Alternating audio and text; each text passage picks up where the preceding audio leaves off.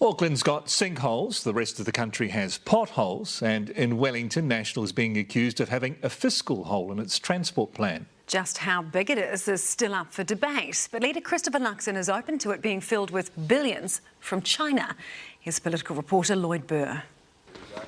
Luxon opening up his grand transport plan,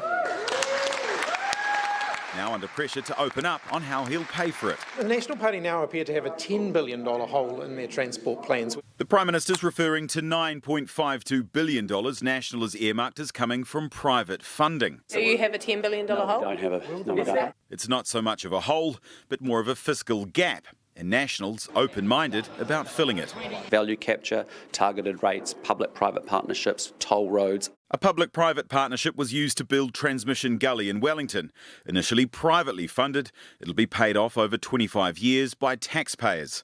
The Finance Minister says the arrangement was a disaster. It took so long and it cost so much more than it should have. That was shoddily put together by the previous national government. And if that's what Christopher Luxon's talking about, then New Zealanders are right to be worried. But Luxon says funders are already lining up. There is $11 trillion in sovereign wealth money around the world. There's over $50 trillion actually in pension funds around the world.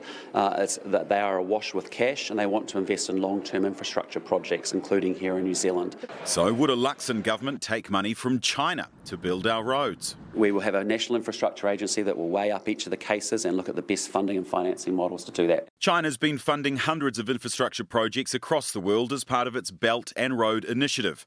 Luxon leaving the door open for that to expand here, prompting conniptions from Hipkins. Do you think China should be building roads in New Zealand? That's quite the change in questioning.